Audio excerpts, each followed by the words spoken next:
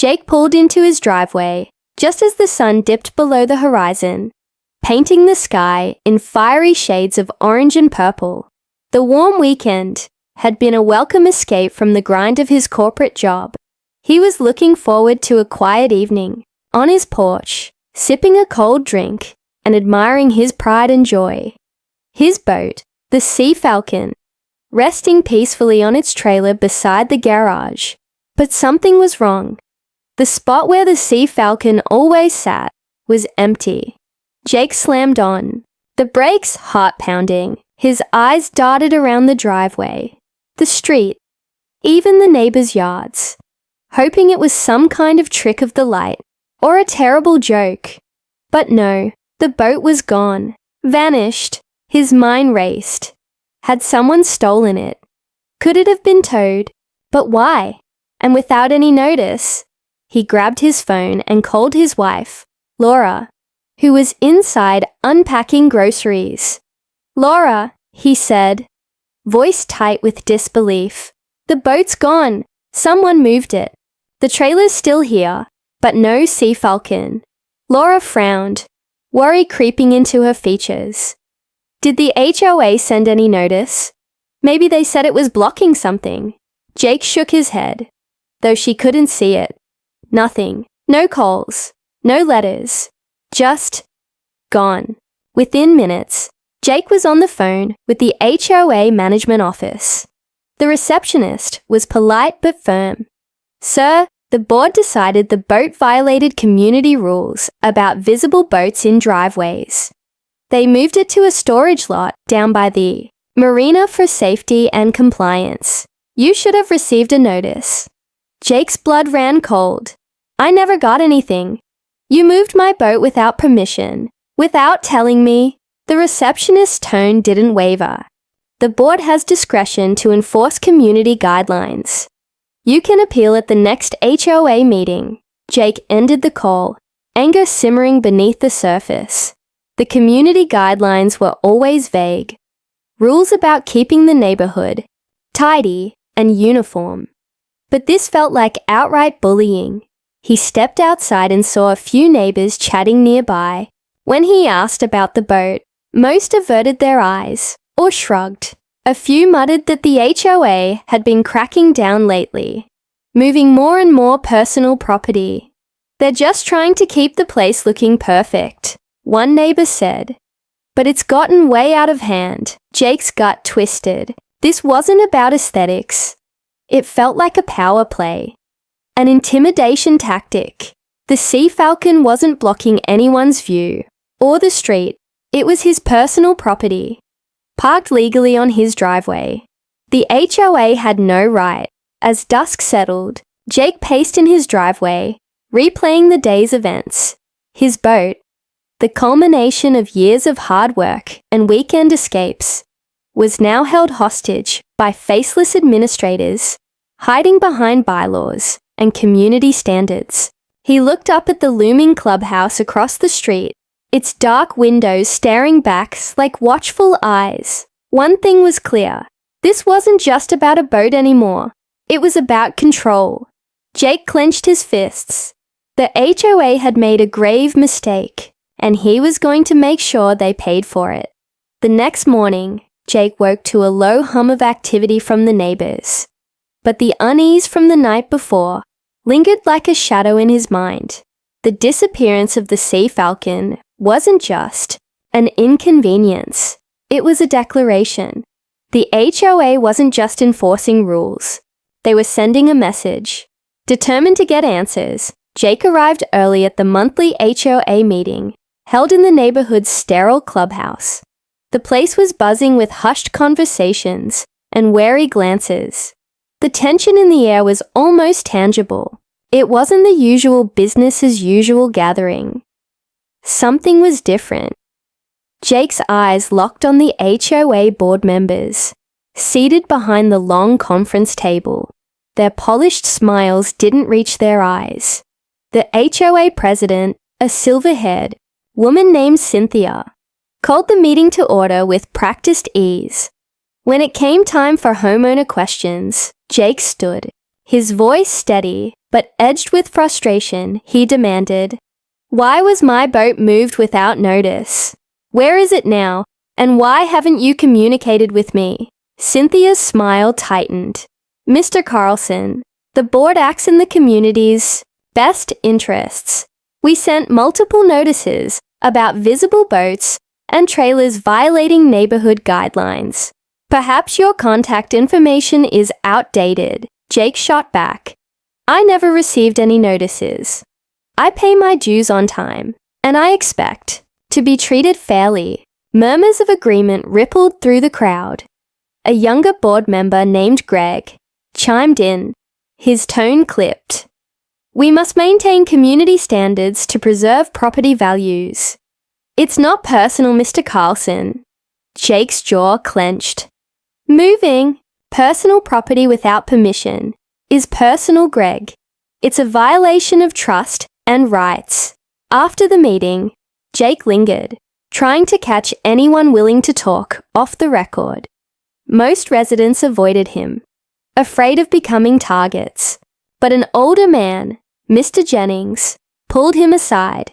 "They're hiding something," Jennings whispered, glancing around nervously. "It's more than just boats. The board's got plans, big ones. They're pressuring homeowners, quietly pushing us to sell. I've lived here 20 years, and I've never seen anything like this." Jake's curiosity ignited. "What kind of plans?" Jennings hesitated, then nodded toward the clubhouse. "Waterfront redevelopment. The board's working with some outside investors. If they control the marina and the docks, the property values will skyrocket. But they're squeezing the residents to force sales and clear the way." Jake's mind reeled. The boat wasn't just a target. It was collateral damage in a larger, more dangerous scheme. That night, Jake sat at his kitchen table, poring over HOA documents and public records he'd downloaded online. The more he read, the darker the picture became. Meeting minutes hinted at hush-hush deals, inflated assessments, and unusual board expenses. Phone numbers he didn't recognize appeared linked to shell companies. Something foul was lurking beneath the pristine neighborhood facades. His phone buzzed. A message from an unknown number. "Be careful, you're poking the hornet's nest." The warning only steeled Jake's resolve. The next day, Jake took a walk by the marina, scanning the rows of boats bobbing gently in the water. He noticed a few faces watching him, their expressions unreadable. Word must be spreading. As the sun dipped again, Jake stood staring out at the marina's glistening surface, the boat slips seeming both peaceful and menacing. His quiet community had transformed into a battleground, one where neighbors might turn into enemies, and every move could have consequences. One thing was clear. Jake couldn't fight this alone. The secrets beneath the surface were bigger than he imagined, and the stakes were rising fast. The next morning, Jake woke before dawn, his mind racing with the implications of Mr. Jennings's warning. The marina redevelopment plan sounded like something out of a thriller, but the evidence was buried in dry HOA meeting minutes and obscure public filings. It wasn't going away. The stakes were higher than he thought. Determined to dig deeper, Jake headed to the county records office.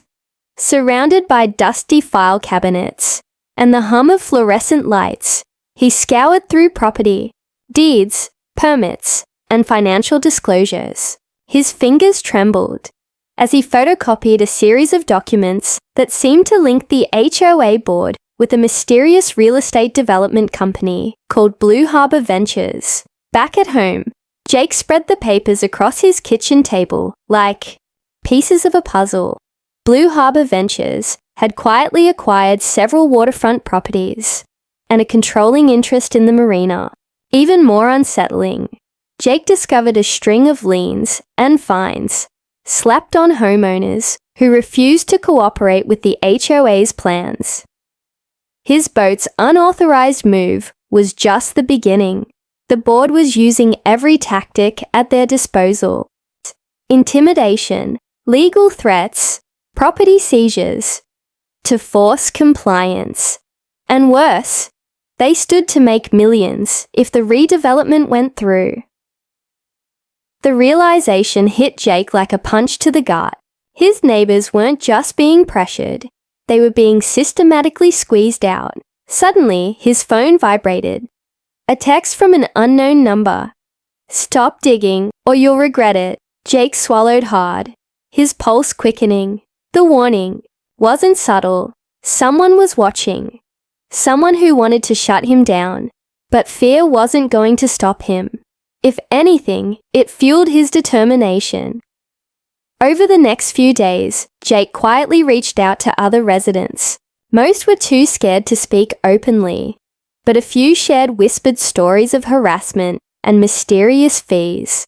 One neighbor had even received a cease and desist letter for planting flowers in her front yard. The community was unraveling. Late one evening, Jake received an unexpected visitor. Maria, the reclusive Marina owner Mr. Jennings had mentioned, appeared at his door. Her sharp eyes studied him carefully. "You're stirring the hornet's nest," she said quietly. "The HOA doesn't just enforce rules. They protect a business empire." Jake invited her in, eager to learn more. Maria explained that the marina had been under pressure for months. They want to control every slip, every boat, to squeeze out anyone who stands in their way. If they get their waterfront redevelopment, it'll be a gated community for the wealthy, and the rest of us get pushed aside. Her voice dropped. "I've been fighting them quietly, but they're ruthless." Jake listened, absorbing every word. An idea began to take shape. What if he could use Maria's insider knowledge and resources to fight back? What if the marina could become the foothold they needed to challenge the HOA's control? But the risk was enormous. If the HOA suspected, Jake was organizing resistance. They could come after him with everything they had. Legal action, fines, even worse. As Maria left, Jake felt the weight of the choice ahead. He could stay silent and watch his community get swallowed by greed. Or he could fight, knowing that the battle would be long, dangerous, and unpredictable. He glanced out the window at the marina's flickering lights. A quiet battlefield, waiting to be claimed. One thing was certain. Jake's quiet life was over. The war for his neighborhood's future had begun. Jake couldn't shake the image of Maria's sharp eyes, watching him as she disappeared down the street. Her words echoed, relentlessly. The marina was the key, a foothold against the HOA's creeping control. But could he really take such a gamble? Buying the marina, owning the very place where boats were kept, was a risk few homeowners would dare consider. Days passed with Jake wrestling his doubts. The neighborhood felt like a powder keg. Tension simmered beneath polite nods and forced smiles. Late-night whispers spread that the HOA was tightening its grip. More notices, more fines, more aggressive moves against those who dared resist. One evening, his phone buzzed with a message from Maria. "Meet me. I have an offer you can't refuse. Tomorrow, Marina office, noon." Curiosity flared, but so did caution. The marina office was a small weather-beaten building perched on the edge of the docks. Jake approached it under a grey, overcast sky, the salty sea breeze biting at his jacket. Inside, Maria waited, her expression serious but inviting. "I know what you're thinking," she began. "Buying the marina sounds crazy, but it's the only way to stop them from squeezing every last homeowner dry." She laid out a plan. Maria owned a minority stake, but had been blocked from full control by shady contracts and a web of investors tied to the HOA's allies. Together, they could wrest ownership away from those who wanted to turn the community into a gated playground for the wealthy. But it's not just about money, Maria warned. This will be a fight. The HOA won't give up without a battle. They have lawyers, money, and influence. You'll need allies. And a thick skin. Jake felt the weight of her words. This wasn't a casual neighborhood dispute anymore. It was a war for the soul of their community. Why are you helping me?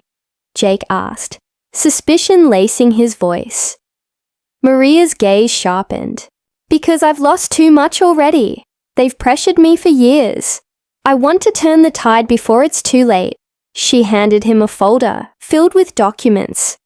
Contracts, financials, letters. If you're serious, this will help.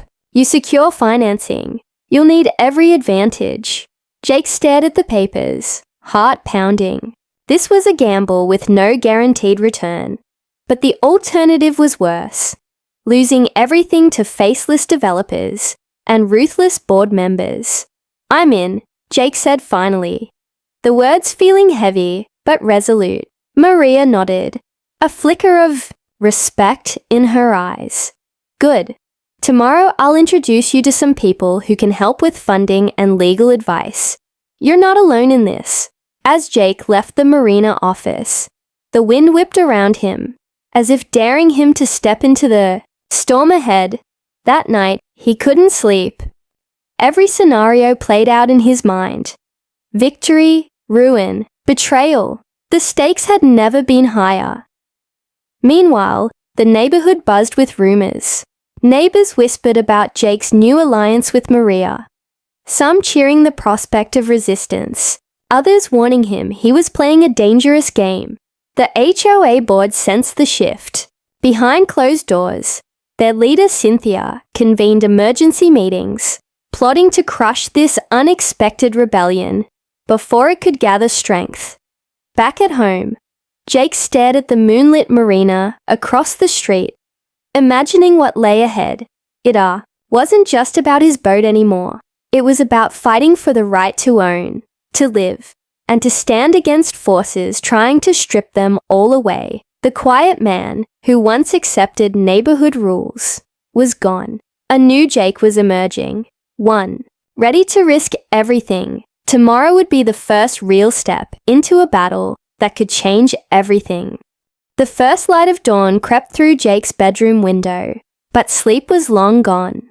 The weight of the Marina documents sat heavily on his chest. This wasn't just a property purchase. It was a lifeline thrown into a raging storm. One he wasn't sure he was ready to swim through. Still, there was no turning back. By mid-morning, Jake met with Maria again, this time accompanied by a small group of allies. A sharp-tongued real estate lawyer named Elena and a local financier, Sam, whose quiet demeanor hid a razor-sharp mind. They laid out the numbers, the contracts, and the potential pitfalls.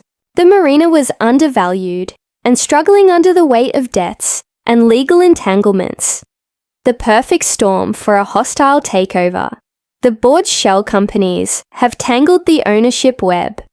Elena explained, flipping through spreadsheets. But if we act fast, we can buy controlling shares before they realize what's happening. Sam nodded. We've lined up financing, but it's tight. You're putting your savings on the line, Jake. Jake swallowed hard. The thought of risking his life savings was terrifying. But after the boat was taken without notice, after neighbors whispered about harassment and property seizures, Jake realized the cost of inaction might be far greater. With a grim nod, Jake signed the preliminary papers. The gamble was on. Almost immediately, the HOA sensed the shift. Within days, Jake began receiving formal letters threatening legal action, warnings about breaches of community rules, and notices of fines. His mailbox overflowed with aggressive notices, each one a calculated attempt to wear him down. Neighbors who once greeted him warmly now crossed the street to avoid him. Late one night, Jake's driveway was vandalized, tires slashed, and an ominous message spray painted on the garage door. Stay out of it. Fear clawed at Jake's resolve, but it also sharpened it. Maria's support was unwavering. They want you scared, she said firmly. Don't give them the satisfaction. As Jake dug into the Marina's tangled ownership, he found more than just financial complexity.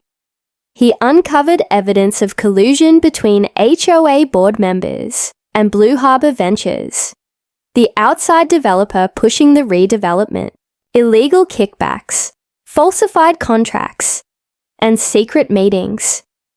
The deeper he went, the more corrupt it seemed. One afternoon, as Jake walked the Marina docks, he noticed a figure lurking near the water's edge. It was Greg, the young board member, who had once dismissed Jake's concerns. Their eyes locked, and Greg's smile was cold, calculating. You don't belong here, Greg said quietly. The board has bigger plans. You're just a speed bump. Jake didn't back down. I belong here as much as anyone, and I'm not going anywhere. The tension between them was palpable. A battle line drawn in the sand. Word spread quickly. Through the community, Jake was no longer a quiet homeowner. He was the face of resistance. A small group of neighbors rallied to his side, sharing stories of HOA harassment and promising to stand firm. But with every step forward, the pressure intensified. The HOA's legal threats escalated. Their tactics grew darker, and the community's fractures deepened. Friendships strained, alliances shifted, and the once peaceful neighborhood bristled with tension. Late one night, as Jake sat alone in his living room, a knock came at the door. Outside stood an unfamiliar man in a dark suit, handing him an envelope thick with documents and a chilling note. Consider this your final warning. Jake stared at the envelope, heart pounding. This wasn't just a fight for a boat or a marina anymore. This was a war. And the battlefield was his entire neighborhood. The envelope sat unopened on Jake's kitchen table, its weight heavy with unspoken threats. For a moment, he hesitated. Then with a steady breath, he ripped it open, revealing stacks of legal documents, notices, and a final page typed in cold, bold letters. Cease all attempts to interfere with the HOA's management of the marina and community properties, or face immediate legal consequences. Jake felt a cold shiver run down his spine. The HOA's threats weren't empty bluster. They had the resources and will to back their words. But retreat was no longer an option.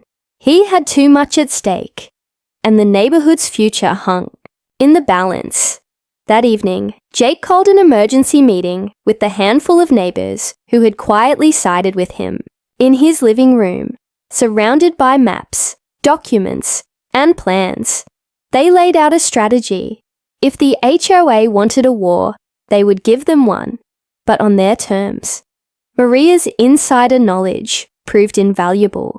She revealed flaws in the HOAs, contracts and lapses in the chain of title for several properties, including the marina. Elena drafted a plan to challenge the HOA's controlling court, focusing on these technicalities and exposing the board's collusion with Blue Harbor Ventures. Jake's group also began organizing a community petition to rally support and put public pressure on the board. Flyers were discreetly distributed, neighbors whispered encouragements, and slowly, momentum built, but the HOA fought back ruthlessly. Notices of fines and violations flooded in for minor infractions. Untrimmed hedges and out-of-place trash. Even a child's bicycle left on the sidewalk. Jake's group received anonymous letters threatening personal ruin. One night, as Jake returned home from a late meeting, he found his boat trailer slashed and his tires flattened. A note stuck to his windshield read, "Stop now, or it gets worse." Instead of breaking him, the intimidation only galvanized Jake. He posted a photo of the vandalism online, sparking outrage from other residents and catching the attention of local news outlets. Suddenly, what was once a quiet neighborhood dispute exploded into a public scandal. The HOA board tried to dismiss the coverage as sensationalism, but the community was listening. A growing number of homeowners, long fearful or indifferent, began to speak out. Support for Jake's cause swelled. One afternoon, Jake received an unexpected call from a city council member sympathetic to their fight. The official promised to review the redevelopment permits and ensure the HOA complied with all regulations. Meanwhile, Maria secured an important piece of evidence, a confidential email chain revealing the board's plans to secretly transfer Marina ownership to Blue Harbor Ventures, bypassing homeowner approval. This evidence became the linchpin in Elena's legal challenge. The stakes skyrocketed. Jake could feel the tide turning. The fight was far from over. The HOA's power was entrenched, and their desperation was growing. But the neighborhood was waking up. The silent majority was no longer silent. On a rainy evening, Jake stood by the Marina docks, staring out over the choppy water. The battle had consumed him, but it had also awakened something in the community. A fierce determination to protect what was theirs. And in that moment, Jake realized something profound. Sometimes, the smallest boat could make the biggest waves. The growing momentum Jake had helped ignite was a beacon of hope, but it also painted a target on his back. The HOA board wasn't used to losing control, and their desperation grew with every passing day. If the neighborhood was going to stand against them, they would have to strike back, and strike hard. The morning after a stormy night, Jake awoke to a barrage of emails and phone calls. The HOA had escalated their tactics from petty fines to something far more severe, a lawsuit against Jake, alleging breach of contract, trespassing, and interference with HOA operations. The filing demanded immediate injunctions to halt any Marina purchases or negotiations. Jake's lawyer, Elena, was alarmed but not surprised.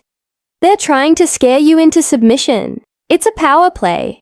But the lawsuit came with an unexpected twist. The HOA had hired a ruthless legal firm known for crushing neighborhood disputes, and their fees were astronomical. Suddenly, Jake faced not only an uphill legal battle, but also a financial one. Neighbors began to pull back, fearful of being dragged into the conflict, or targeted themselves. The small group that had stood firm now found cracks forming in their unity. Then came the anonymous threats, disturbing phone calls in the dead of night, vandalism escalating to broken windows and slashed boat covers. The community that once basked in peaceful sunsets now braced for confrontation. Yet amidst the chaos, a glimmer of solidarity emerged. A local journalist picked up the story, exposing the HOA's heavy-handed tactics and questionable dealings. Public opinion shifted, and city officials took notice. Still, the board refused to relent. At a tense community meeting, Cynthia laid bare the board's vision for the Marina redevelopment. A sleek, exclusive resort promising economic growth and prestige. She argued that the neighborhood must evolve or be left behind. Jake stood to respond, his voice unwavering. What you call evolution, many of us call displacement. You're pushing out long-time residents, our community, and our way of life for profit. The room erupted into heated debate. Old friendships fractured, alliances shifted, and the line between neighbors and adversaries blurred. Late one night, Jake found an envelope slipped under his door. Inside was a photograph of his family, taken outside their home. The message was clear. The board's fight was personal. Fear gnawed at Jake, but so did resolve. He realized the fight was no longer just about boats or marina ownership. It was about standing up for what was right, no matter the cost. With Eleanor's help, Jake prepared for the legal battle ahead, while Maria worked tirelessly to rally support and uncover more evidence of the HOA's collusion. The community was on edge, the tension crackling like static before a storm. Every day brought new challenges, but also new hope. As Jake looked out over the marina one evening, the sun setting, behind dark clouds, he knew the fight was far from over. But the neighborhood was waking up, and no matter how hard the board struck back, they would not be silenced. The courtroom was packed, every seat filled with neighbors, journalists, and even a few city officials. The atmosphere was thick with anticipation. This wasn't just a trial, it was the final battleground for the soul of the community. Jake sat beside Elena and Maria, heart pounding but steady. Months of preparation, sleepless nights, and relentless pressure had led to this moment. The HOA board, flanked by their high-powered attorneys, looked confident, too confident. The judge called the court to order, and the battle began. Elena laid out the case with surgical precision. She exposed the board's illegal transfers, collusion with Blue Harbor Ventures, and blatant attempts to intimidate homeowners. She presented Maria's insider documents that revealed the true intentions behind the marina takeover. Then came Jake's testimony, a powerful recounting of how his boat was moved without permission, the harassment faced by neighbors, and the community's growing resistance. Cynthia and the board tried to push back, painting Jake as a troublemaker disrupting progress. But the tide was turning. The judge's expression shifted from skeptical to thoughtful as evidence mounted. Outside the courthouse, a crowd of supporters chanted and held signs. "Save our marina! No more greed!"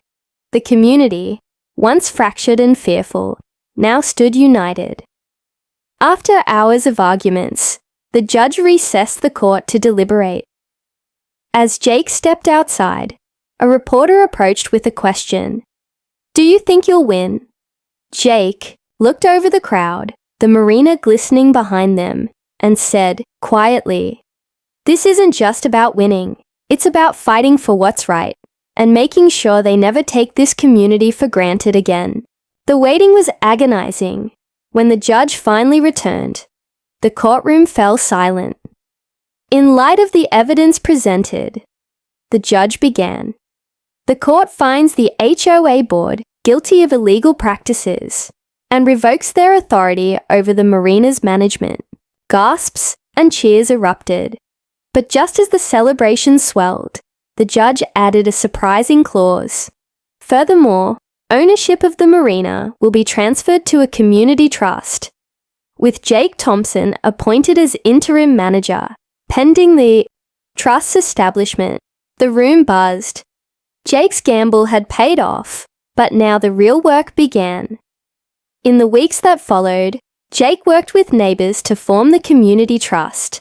They held town hall meetings, set transparent policies, and welcomed input from all residents. The marina was restored, not as a playground for the wealthy, but as a shared space where families, friends, and boaters could thrive together. But the story didn't end there. One evening, as Jake was walking the docks, Maria pulled him aside. With a knowing smile, "There's one more thing," she said, handing him a small unmarked envelope. Inside was a letter from Blue Harbor Ventures. Their entire plan to seize the marina had been a front for a larger scheme to buy up waterfront properties all along the coast. The fallout from their exposure had triggered investigations by state authorities.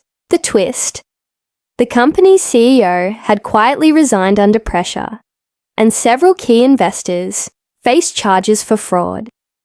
Jake's quiet fight had ignited a chain reaction, exposing corruption far beyond their neighborhood. As Jake looked out over the peaceful marina, the sun setting in brilliant colors, he felt a deep sense of satisfaction and cautious hope. The community had faced the darkest waves and survived, and as long as people like him stood ready to fight, no force could sweep them away.